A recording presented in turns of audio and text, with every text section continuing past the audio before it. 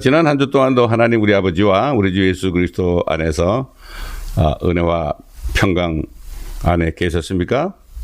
자, 이제 계속해서 앞으로 속히 될 일을 또 우리가 공부하는 시간입니다. 사도 요한을 통해서 2000년 전에 보여주신 일들이 우리 앞에는 시간적으로도 상당히 가까이 온 것을 우리가 알 수 있고 대부분 많은 사람들이 지금 알고 있습니다.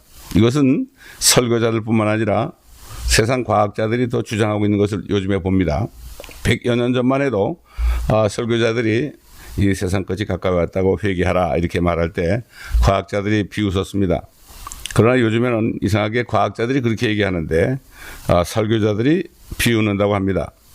옛날 설교자들은 가난 가운데서 주님만을 바라보았지만 요즘의 설교자들, 미국을 비롯해서 서방 국가에 살고 있는 설교자들은 대부분 생활이 윤택해서 그런지 몰라도 그렇게 되었다는 말을 듣고 참 마음이 아픈 적이 있었습니다. 예수 그리스도를 믿고 영접한 사람은 그리고 성령으로 거듭난 사람은 그 순간에 새 피조물이 되고 새로운 위치가 되었습니다. 영적으로. 하나님의 아들일 뿐더러 독생자 예수 그리스도의 신부가 되었기 때문에 신부는 오직 신랑이신 주 예수 그리스도를 기다리게 되죠. 이게 가장 복된 소망이 아니겠습니까? 그래서 디도서 2장에 보면은 사도 바울이 디도에게 이렇게 얘기했죠. 복된 소망이며 위대하신 하나님이신 우리 주 예수 그리스도의 나타나심을 기다리고 있나니 이렇게 얘기했죠. 세상이나 세상의 것들을 사랑하면 하나님과 원수 된다고 야고보서 4장 4절 5절에 말씀했습니다. 가늠하는 남자들과 여자들이여 세상이나 세상에 있는 것들을 사랑하는 것이 하나님과 원수되는 것을 알지 못하느냐 이렇게 책망했습니다. 여러분 세상에 지금 소망이 있습니까? 잘 생각해 보시기 바랍니다. 또 소망이 없으시다면 정말 하나님께만 소망이 있습니까? 세상 물질의 소망이 아직도 있습니까? 그렇지 않으면 우리 주 예수 그리스도의 오심의 소망이 있습니까? 우리는 자신을 점검해 봐야 될 것입니다. 그래서 사도 바울은 고린도전서 13장 5절에 너희 안에 그리스도가 계신 것을 스스로 알지 못하면 버리는 자다. 스스로를 시험해보고 확증해보라 이렇게 그랬습니다. 오늘은 계속해서 요한계시록 15장에 들어가겠습니다. 우리는 지금까지 요한계시록을 공부하면서 그리스도의 재림을 3번 보았습니다. 6장 12절로 17절, 11장 그리고 13절부터 16절, 11장 13절로 16절 그리고 14장 18절로 20절 여기서 우리가 봤습니다. 또 우리는 환란의 세 과정을 거쳤습니다. 첫째 인재앙 5, 6, 7장이죠. 그 다음 나팔재앙 8, 9, 10, 11장입니다. 세 번째는 적그리스도가 출현해서 역사하는 장면이 11장, 12장, 13, 14장에 나온 것을 우리는 이미 지금까지 보았습니다. 그 다음에 네 번째 대접장이 나옵니다. 대접이 한국말로는 대접이지만 사실은 호리병입니다. 이렇게 그 머리가 이렇게 가른 거죠. 호리병. 호리병은 목이 아주 좁은 병입니다. 영어로는 vial 이렇게 얘기하죠. V-I-A-L 이렇게 얘기하죠. 저는 그냥 지금 대접이라고 여러분의 이해를 돕기 위해서 대접이라고 하겠습니다. 이 호리병 재앙으로 나오는 환란의 네 번째 과정을 이제부터 공부하겠습니다. 복음서가 사복음이 있는 것처럼 환란도 네 번에 걸쳐서 다루는 것을 우리가 이미 알고 있습니다. 계시록 15장 1절을 먼저 읽고 살펴보도록 하겠습니다. 또 내가 하늘에서 크고 놀라운 다른 표적을 보았는데 7 천사가 마지막 7 재앙을 가졌더라. 이로써 하나님의 진노가 그것들 안에서 끝마치리로다. 자, 이것은 휴거되지 못하고 대환란에 넘어간 사람들, 성도들이죠. 여기서 성도들이라고 할 때 구약 성도들 얘기하죠. 즉 이스라엘 백성을 말씀합니다. 또 이방인 가운데 넘어간 사람들이 있지 않겠어요? 환란에 넘어간 성도들, 하나님의 백성들을 말씀하고 있는 겁니다. 그들이 예수를 믿지 않았기 때문이죠. 이 마지막 재앙이 일어날 때는 그들이 사라졌습니다. 그러니까 그들이 환란에 넘어갔는데 이 15장에 이르러서는 그들은 땅에서 이제 사라졌다는 것을 알 수가 있습니다. 14장에 보면 14만 4천이 있습니다. 하나님의 인을 받은 14만 4천 이 사람들은 14장에서 이미 하늘에 올라가 있는 것을 우리가 보았습니다. 물론 교회는 환란 전에 지상에서 사라졌습니다. 데살로니가전서 5장 8절에서 10절에 이런 말씀이 있죠. 하나님께서 우리를 진노를 받도록 정해놓은 것이 아니라 이렇게 말했죠. 대환란에 넘어가도록 해놓은 것이 아니다 이런 얘기입니다. 그렇기 때문에 거듭난 하나님의 교회는 이미 주님이 공중에 오셨을 때 올라갔습니다. 그래서 교회라는 말이 2, 3장에 나오고 4장 이후로는 한 번도 나오지 않습니다. 우리 그리스도인들은 진노를 받도록 정해놓은 것이 아니고 구원을 받도록 정해놓으셨다 이렇게 말씀하죠. 그러나 세상에 있는 믿지 않는 사람들은 진노를 받도록 예정되어 있다는 것을 우리가 알아야 됩니다. 이 대접들은 나팔들과 부합됩니다. 그런데 유일한 차이라고 한다면 대접들이 나타나는 것은 다니엘의 70째 주 중간입니다. 7년의 중간이죠. 다시 말하면 후 3년 반의 중간부터 끝까지의 기간인 것을 우리가 알 수 있습니다. 자, 그러면 16장 2절을 먼저 참고로 미리 보겠습니다. 그러므로 첫째가 가서 자기 호리병을 땅에 쏟으니 그 짐승의 표를 가진 자들과 그의 형상에 경배한 자들 위에 악취가 나는 심한 헌대가 생기더라. 자, 그러니까 진노의 호리병들이 부어지기 시작할 때 사람들은 이미 짐승의 표를 받았다는 것을 알 수가 있습니다. 후 3년 반이라는 것을 알 수가 있죠. 짐승의 표를 받는 것은 환란 중간입니다. 요한계시록 13장에 나오죠. 자, 그럼 계속해서 15장 2절을 보도록 하겠습니다. 내가 보니 불로 뒤섞인 유리바다 같은 것이 있고 그 짐승과 그의 형상과 그의 표와 그의 이름의 숫자에 대하여 이긴 자들이 하나님의 하프들을 가지고 유리바다 위에 섰더라. 자, 유리바다는 계시록 4장 6절에서 우리가 보았습니다. 얼음이 얼어있는 거죠. 여기에 보면 얼어있다고 나옵니다. 깊음에 얼어있다. 그 많은 물들이 있는데 얼어있다 이렇게 여기에 보면 나와 있습니다. 여러분 찾아보시기 바랍니다. 그러니까 하나님의 보좌가 있는 셋째 하늘과 2층 전 사이에 유리바다가 있기 때문에 하나님의 보좌를 볼 수가 없는 것입니다. 그래서 사도 바울은 지금은 이렇게 얘기했죠. 지금은 희미하게 유리를 통해 본다. 그러나 우리가 휴거되어서 유리바다를 거쳐서 주님을 만나면 얼굴과 얼굴을 마주 볼 것이라고 했습니다. 자, 여기 있는 하프를 가지고 유리바다 위에 있는 성도들은 이미 계시록 14장 2, 3절과 7장 13절로 15절에 있는 사람들과 부합이 됩니다. 14만 4천 명과 휴거된 성도들이죠. 이 사람들은 이미 들림받아서 주님이 지상 재림하시기 전에 유리바다에 서 있는 것을 보여주고 있는 거죠. 얼마나 멋진 광경이겠습니까? 여러분들이 혹시 그때 유리바다에 서가지고 14만 4천과 함께 하프를 탄다면 얼마나 멋있겠습니까, 여러분? 그러니 이 땅에서 받는 고난은 아무것도 아니죠.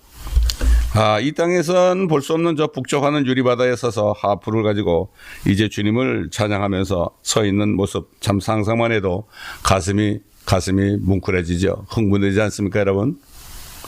계시록 15장 13절을 보면 그들이 하나님의 종 모세의 노래와 어린 양의 노래를 부르며 말하기를 전능하신 주 하나님, 주의 행하신 일이 위대하고 놀라우니 성도들의 왕이여 주의 길은 외롭고도 의롭고도 진실하나이다.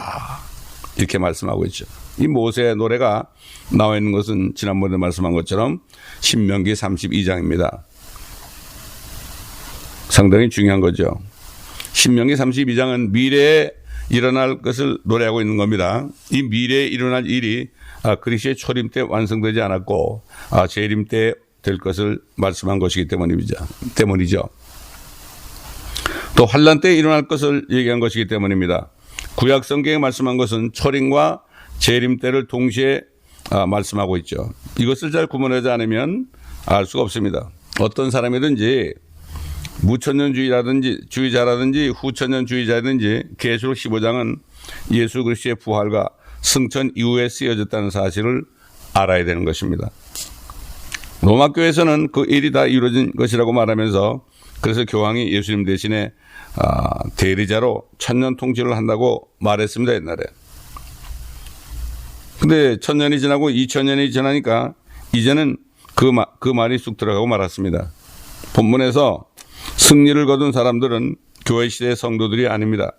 그 이유는 그들이 유대인이고 율법과 십계명 하에 살았던 모세의 노래를 불렀기 때문입니다. 환난 시대 때 구원은 예수 그리스도를 믿는 믿음뿐만 아니라 모세 율법을 지켜야 구원을 받게 되죠. 시대가 바뀌는 겁니다. 이게 성경 말씀을 잘 구분해서 공부해야 되죠. 지금 은혜 시대가 지났기 때문입니다. 그 은혜 시대 2000년 동안 구원받지 못한 사람들은 정말 안타까운 사람들이죠. 이 은혜를 받아야죠. 혹시 여러분 중에 그렇지 못한 분이 있다면 자신을 시험해보고 여러분 안에 그리스도가 계신 것을 알지 못하신다면 오늘이라도 회개하시고 믿지 않은 것을 회개하시고 오늘 구원받는 날이 되시길 바랍니다. 그래서 믿음과 모세의 율법을 지켜 구원을 받을 수 있죠. 믿음과 행위가 동시에 따라야 하는 겁니다. 그래서 666을 받게 되면 율법을 어기는 것이 되어서 구원을 잃어버려 불못으로 떨어질 수밖에 없습니다. 그러나 지금 이 은혜 시대의 구원은 얼마나 은혜스러운 것입니까? 행위로 받는 게 아닙니다. 그렇기 때문에 우리가 은혜로 구원받았기 때문에 이 땅에서 행위가 좀 잘못돼도 징계를 받을지언정, 아들이 됐기 때문에 말이죠. 받을지언정 또 상급이 없을지언정 절대로 구원은 상실할 수 없습니다. 왜 그렇습니까? 은혜로 구원을 받기 때문에 행위가 잘못됐다고 해서 구원이 없어지진 않죠. 초등학교 학생이라도 이것은 지켜 알 수가 있습니다. 여기에 보면 성도들의 왕이 나오죠. 성도들은 구약의 이스라엘 백성들로 환난 때 성도들입니다. 왜냐하면 이 은혜 시대에는 예수 그리스도가 왕으로 불리지 않고 주님, 하나님, 그리스도, 신랑 이렇게 불리기 때문입니다. 그러나 유대인들은 그들의 왕을 기다리고 있습니다. 그러므로 성도들의 왕은 이스라엘이 기다리는 왕으로 우리가 볼 수가 있는 겁니다. 거듭난 성도들은 그리스도의 영적인 몸이죠. 교회는 그리스도의 몸입니다. 예수 그리스도는 유대인들에게 왕이지만 우리와는 하나가 되어 있습니다. 이미 신비 아닙니까 이거. 에베소 5장에 보면 나오죠. 그리스도와 교회가 한 몸이 되었다. 남편과 아내가 결혼해서 한 몸이 되는 것처럼 그리스도와 교회가 한 몸이 된 것이다. 이게 참 신비 아니겠습니까? 사도 바울이 신비라 그랬습니다. 주님은 우리의 머리시고 우리의 신랑이십니다. 그러나 재림하실 때는 우리 주님은 만왕의 만주해주러 오십니다. 요한계시록 19장에 이렇게 말씀이 나오죠. 지금 성령으로 거듭난 성도들, 즉 하나님의 왕국 나라에 들어간 성도들은 천국을 다스리는 유대인의 왕 밑에 예속되지 않고 우리는 예수 그리스도와 연합한 몸이 일부가 되어서 주님과 함께 이 땅을 다스리는 그러한 권세를 받게 될 것입니다. 얼마나 큰 일입니까? 이걸 깨닫지 못하면 보통 손해가 아니죠. 70년, 80년 주신 이 세상의 삶 속에서 이걸 깨닫지 못하는 사람은 정말 비참한 사람입니다. 자, 이것이 누가복음 19장에 나옵니다. 문화 비유로 나옵니다. 10문화 남긴 사람은 10골, 5문화 남긴 사람은 5골을 다스리고 하나도 남기지 못한 사람은 악하고 게으른 종이다. 이렇게 책망하는 장면이 나오죠. 아무런 통치권이 없는 겁니다. 이것은 주님이 친히 말씀하신 것입니다. 그렇기 때문에 우리 그리스도인들은 주님의 몸이요 신부요 주님의 몸의 일부가 되기 때문에 얼마나 귀한 존재인지 모릅니다. 그래서 교회에 지체한 사람이 죄를 짓게 되면 교회 전체가 더러지게 되어 있습니다. 특별히 음란한 것이 교회에 들어오게 되면 철저히 막아야 되고 회개해서 씻김받게 해야 됩니다. 옛날 문둥병 걸린 사람을 진영 밖으로 쫓아버렸습니다. 병이 난 후 7일 동안 머무르게 했습니다. 미리암이 모세에게 대들다가 문둥병에 걸렸었습니다. 모세가 용서해달라고 주님께 기도했습니다. 그러나 일주일 후가 돼서 주님이 회복시키신 것을 우리가 볼 수가 있습니다. 자, 우리의 나라가 비로소 오는 것은 그분이 오실 때이며 그분이 왕국을 세우기 위하여 만왕의 만주해주러 오실 때 그 왕국을 우리로 하여금 다스리게 할 것입니다. 그래서 주님이 가르쳐준 기도에 보면 왕국이 임하시며 Thy kingdom come 이렇게 말씀했죠. 하늘에서 뜻이 이루어진 것처럼 땅에서도 이루어지기다. 결국 우리 주 예수 그리스도께서 부활하셔서 하늘에서 주와 그리스도가 되신 것처럼 주님이 이 땅에 오시면 주와 그리스도가 되셔서 메시아로서 왕국을 다스리시게 될 것이고 땅 끝까지 모든 것이 주님의 소유가 될 것이라고 시편 2편에 보면 분명히 나와 있습니다. 성령에 의해서 한 몸 안으로 침례받은 우리 같은 사람들은, 그리스도인들은 우리의 왕이 누구신지 미리 알고 있습니다. 왜냐하면 그분은 우리 안에 계시기 때문입니다. 성경에 보면 그리스도인들은 그리스도가 오실 때 왕들과 제사장들이 된다고 그랬습니다. 계시록 1장 6절에서 우리가 이미 배웠습니다. 5장 6절이죠. 5장 6절.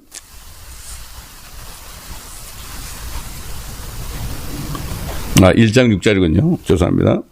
하나님 그의 아버지를 위하여 우리를 왕들과 제사장들로 삼으신 그분께 영광과 권세가 영원무궁토록 있을지어다. 아멘.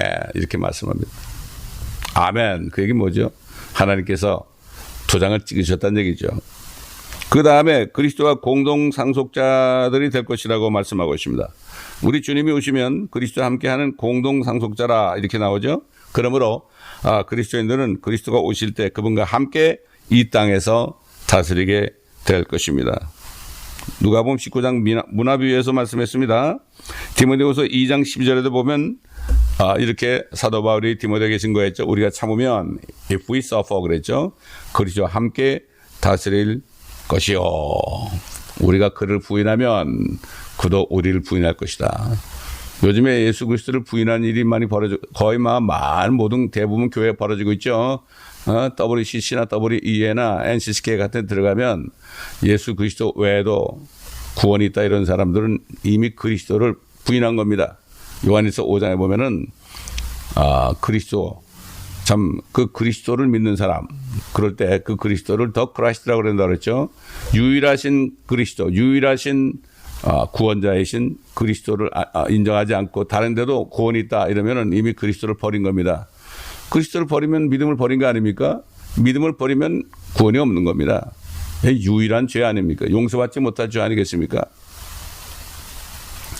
그 다음에 로마서 8장을 보게 되면 지금 우리가 받는 고난은 앞으로 우리가 받을 영광과 좋게 비교할 수 없도다. 참 이거 그 영광이 어떤 것인지 아는 사람들은 이게 무슨 뜻인지 알죠. 그런 사람들은 이 땅에서 어떤 핍박이 와도 참을 수 있죠. 옛날 네로 황제 시대의 그 그리스도인들 보세요. 그렇게 불에 타 죽으면서도요. 믿음을 지켰죠. 사제에 찢기면서도 믿음을 지켰죠. 왜? 그 영광을 바라보니까. 그 영광을 모르면 이 세상에 조금 어려움만 오면 벌써 믿음을 버립니다. 자, 성경에 영광이란 말, 글로리란 말은 이 땅에 재림하시는 심판주로 오시는 왕으로 오시는 주님을 말씀할 때 영광의 주, 영광의 복음 이렇게 말씀합니다.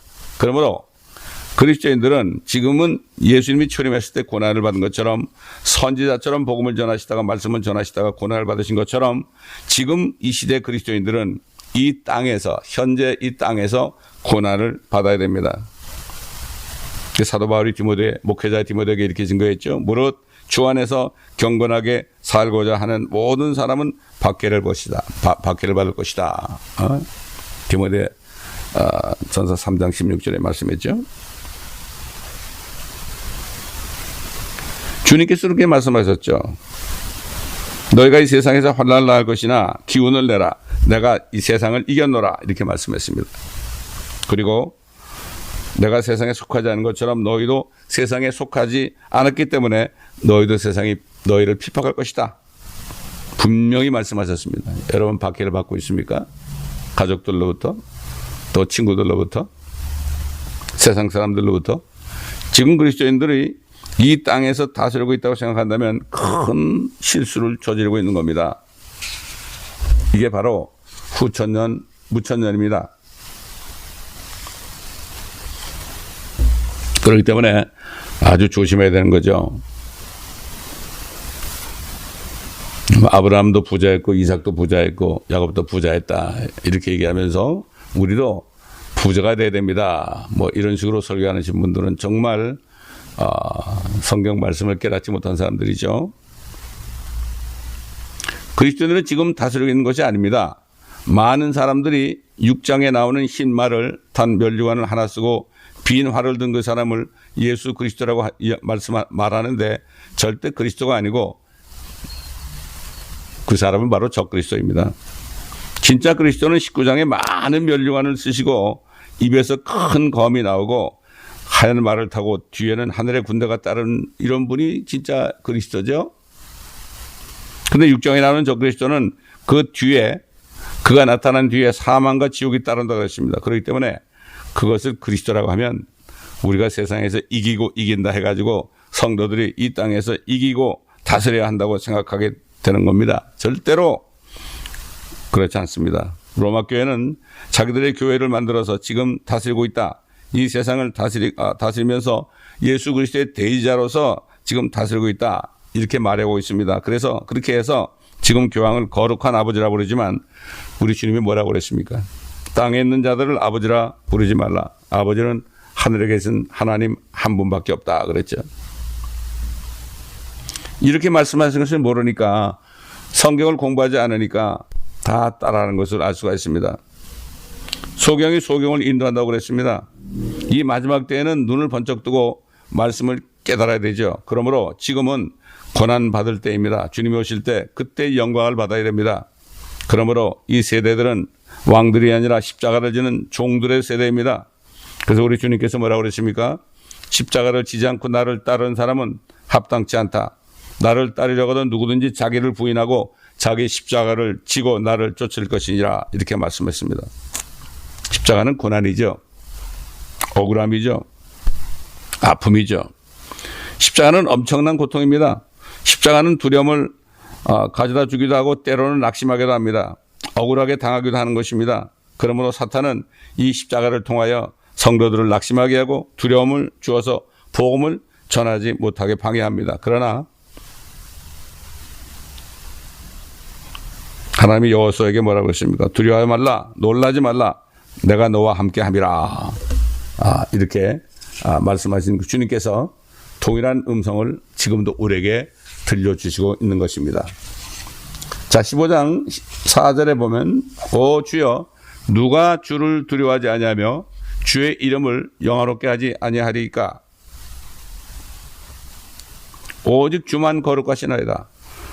모든 민족들이 주 앞에 나와 경배하리니 이런 주의 심판이 나타났기 때문이니이다 라고 하더라. 자, 주님께서 재림하실 때에는 모든 민족이 주님을 경배할 것입니다. 이것은 스가랴 14장을 읽어보면 알 수가 있고 이사야서 2장 1절로 4절을 보면 알 수도 있고 미가서 4장 1, 2절을 보시면 알 수가 있습니다.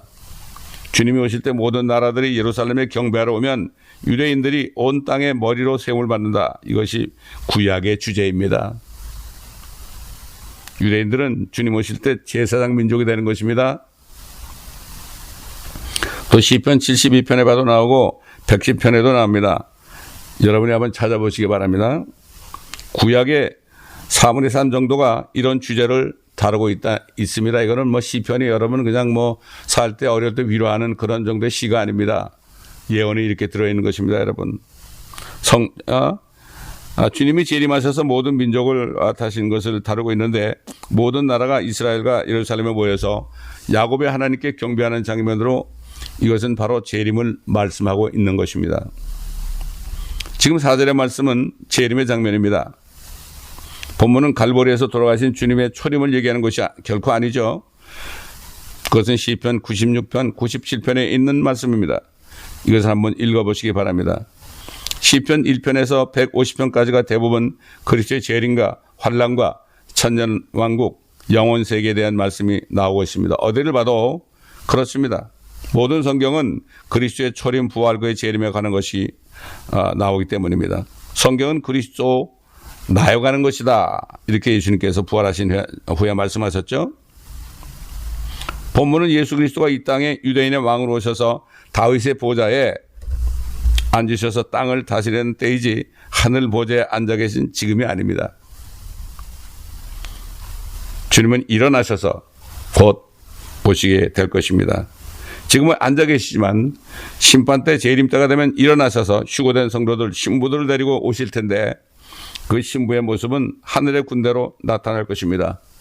그래서 에녹도 예언하기를 주께서 수많은 성도와 함께 오신다 이렇게 예언했습니다. 에녹은 죽음을 보지 않고 올라간 사람이죠. 이 에녹은 지금 이 시대에 주님이 공중에 나타나시면 죽음을 보지 않고 휴거되는 성도들의 모형입니다. 그분이 오시면 예루살렘에 앉아 계실 것입니다. 그분은 하나님의 보좌의 오른편이 아닌 땅의 다윗의 보좌에 앉으실 것이며 교회가 아닌 야곱의 집 이스라엘을 다스릴 것입니다. 만왕의 왕, 만주의 주로 지금 미국을 포함한 모든 나라들을 다스릴 텐데 그런 일은 지금까지 있던 적이 없었습니다. 그러나 그때가 되면 모든 민족들이 이스라엘의 주의 산으로 올 것이라고 이사야서 2장에 보면 나옵니다. 여러분 찾아보시기 바랍니다. 그것이 유엔 본부의 벽에 쓰여져 있는데 그것은 적그리스도가 그렇게 하게 될 거란 얘기인데 사실은 이것은 그리스도가 하실 것입니다. 그들은 유엔 본부 벽에다가 미가서 4장 이게 뭐 이사야 2장과 마찬가지 같은 말씀이죠. 뭐 전쟁을 없이 하고 무기를 가지고 보석을 만들고 농기구를 만들고 이렇게 얘기했죠. 그것이 바로 예수 그리스도가 오실 때 이루어지는 건데 유엔 자기들이 하겠다는 겁니다. 자기들이 전쟁을 없애겠다는 얘기입니다. 그건 거짓말이죠. 유엔이 생긴 이후로 지금까지 전쟁은 하루도 빠지는 날이 없이 지금도 일어나고 있지 않습니까, 여러분? 여러분 듣고 있잖아요. 계속 일어나고 있습니다.